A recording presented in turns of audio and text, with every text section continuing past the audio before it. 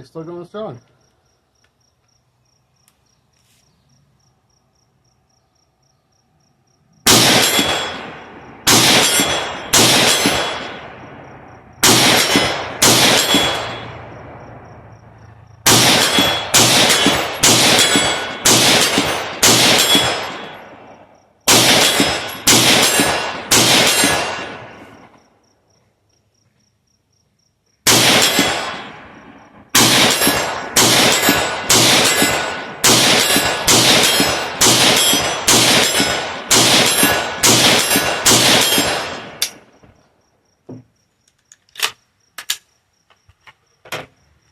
So, no lock open at the last round on the Thrill Mag. It's a little bit disappointing, but there's always room for jello. Let's go ahead and take a look at the light. Doing pretty good there. Lens isn't too fogged up, so still going.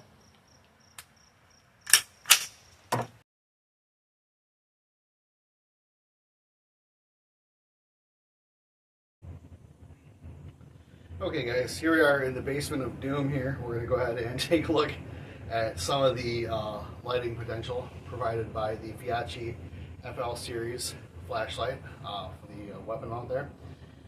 So obviously this isn't my basement because I keep my basement just meticulously clean. There's no boxes or anything in here. This basement was volunteered to be used for light testing. So without further ado, we'll go ahead and test the Feyachi FL series weapon light and compare it to the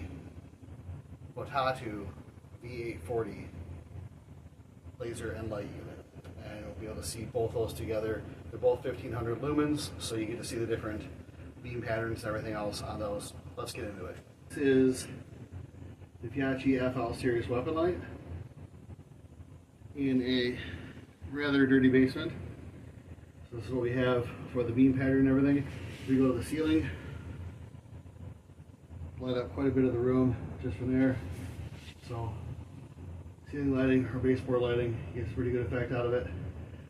Next will be the Tatu V840 light. As you can kind of see, the V840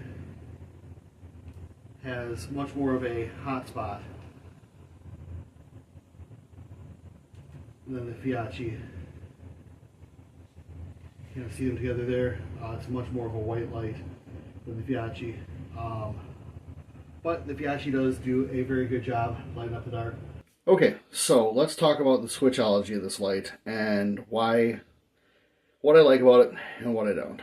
So it comes with a very large, obviously, as you can see, pressure pad there that runs here to here.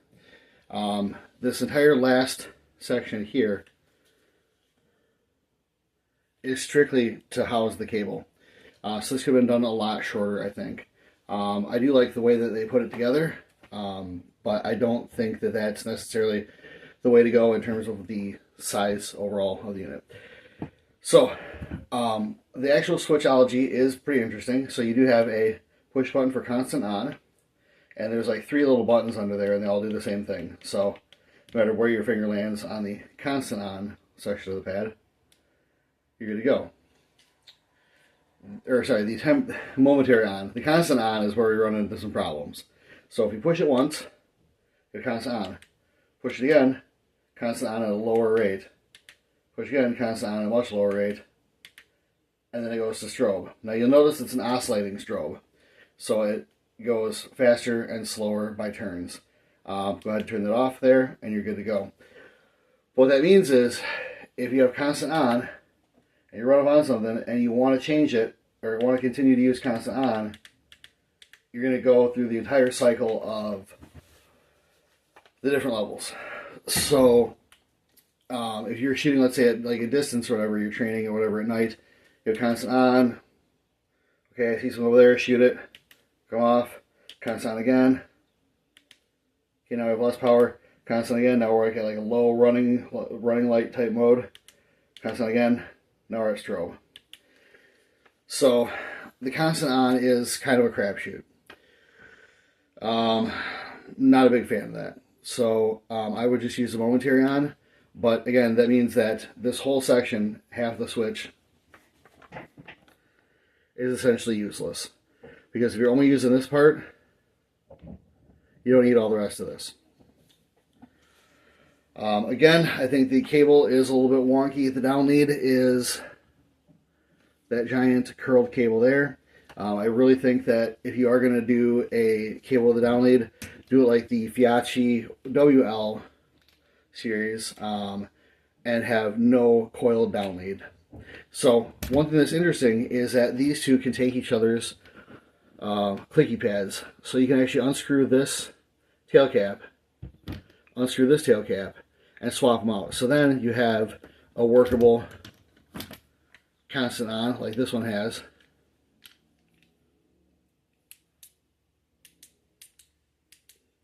As well as a workable momentary and strobe. So obviously the WL series has been designed much more as a weapons light, where the FL series has been designed much more as a flashlight. You see the WL series is roughly the same size. They're about the same size there. But this has the Surefire ecosystem. You have these little pads at the bottom there that you can go ahead and put screws into, where this actually just screws into a clamp, whatever clamp mount that you have that you want to use. Whether that's, you know, just a standard M-lock mount, whether that's the included mount they came with. Now, also, the different mount that it comes with determines the nomenclature of the light. So you'll see FL, and then like FL15, FL37, whatever. And that is based solely on the mounting system. So you might have an M-lock mounting system. In this case, we have a Picatinny mounting system. So that's kind of how they do the nomenclature. The light itself and the other included accessories, or the batteries, the charger, everything else, is the same. So one thing I do like about this, compared to the Feyachi WL series, is to change the battery on this, you have to remove the tail cap, which if you've mounted your tape switch, you have to dismount your tape switch before you remove that tail cap, otherwise you'll screw the wire up. So that's not good. Again, with this guy, you just unscrew this, and right there is USB port. Screw that back in, done. So I don't need to undo this whole finagle of cable to get this thing out. The other thing is that the flashlight the FL does come with a flashlight regular tail cap. They already threaded a lanyard on there for you, which is nice because you don't have to do that. This one does actually have lanyard holes as well. It's very hard to see, but there's a lanyard hole right there. So, you can replace this with a standard flashlight tail cap. It is a clicky cap. The unfortunate thing is that it gives you the same headaches as the constant power button does on your pressure pad. Meaning that you are going to constantly be cycling through everything before you can turn the light back off, which is not super ideal. I like to see it go on and then off. The different modes are cool, but it'd be nice if there was a lockout mode that would allow you to go specifically to one of those modes from a tactical mode. I know that there are lights out there that will do that. Unfortunately, this really isn't one of them. So, it is what it is. Anyways, what are my final thoughts on the FL series from Feyachi? I think it is an interesting value proposition. I think that at the price that you pay for it, which is right around 60 to 75 bucks, brand new, it's not bad. It does give you a weapon light at a decent price with all the stuff to hook it up. Now, if you buy a Surefire, you're spending, you know, 300 bucks on the light itself. Then you have to buy the mount a lot of times because it'll just come with a regular Picatinny mount. This one, you can actually decide which type mount you want, whether you want an M-lock mount, whether you want a Picatinny mount, so on and so forth, which is a nice value proposition there. And I think that the output is good. I think that the momentary pressure pad is great. And the fact that it gives you the pressure pad and everything, and the mounting section for it, they give you an M-LOK mounting section and a Picatinny mounting section that you can put this behemoth in there. So whatever system you have, if it's, Keymod, I'm sorry. No, I'm not sorry. Keymod sucks. But you go ahead and mount that any way that you want. So I think the versatility is good. I think the utility is good. I think the switchology is not as good as it could be. I think that if you're looking for a dedicated weapon light, the Feyachi WL25 is an excellent look, and it does have a much shorter pressure pad and down lead system. So you can already start bending this cable right off the bat.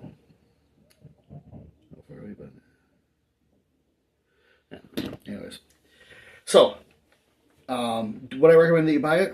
It depends on what you're looking for. Realistically, if you're looking for a light, I would say get something in the Surefire ecosystem, which would move you back to the WL series by Feyachi.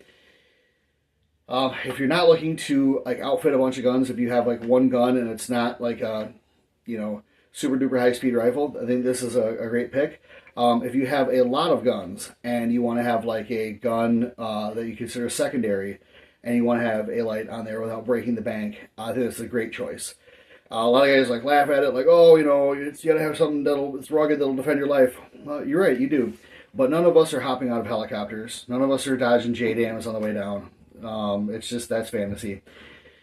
So if you have a gun that you're hey, you know what, I want to equip this thing. Every one of my guns needs to have a light, but I've got 70, 80 bucks. I don't want to go the Surefire route and go, light itself 300 bucks, pressure pad 60 bucks, mount, another 40 bucks, whatever. That's, $400 really, really fast. So if you want to have something that you can outfit a secondary gun with, or something that you want to kind of just run as a fun toy, definitely, I think this is a good idea. If you are looking for something that is super, super diesel, for a primary gun, yeah, maybe going Surefire or something like that is worth the expense, But again, if you're buying a $500 Palmetto State Armory rifle, it really doesn't make any sense to have a, $400 lighting setup on that gun, because that is going to cost more than your optic and your gun and, all the crap put together once you get everything in there. Well, not together. You know what I'm saying. Back in the day, it used to be said that you want to spend as much on your optic as you spend on your rifle. And that's kind of changed now with the advent of cheaper Chinese optics. So, my question is do you really need to spend what you'd spend on your optic or your rifle for your light? I can build you an AR, that's just a regular AR, for $300-$400. You can buy a Surefire for $300-$400. And I'm not saying I'm some crazy AR builder, but the stuff is out there that you can do that with at that price point. So if you are building a $300 or $400 gun or buying a $500 gun, I don't think that putting a $400 light on your gun is the vibe. Okay, that light should probably outlast that entire firearm. So if you're building a budget or buying a lower end budget firearm, something like a PSA, a Diamondback, something like that, yeah, absolutely, this is the vibe. So get something like this on your gun if you need something like this on your gun. I've rambled on way too long, guys. Thanks for sticking with me. If you have, like, share, comment, and subscribe, and I'll have more for you later.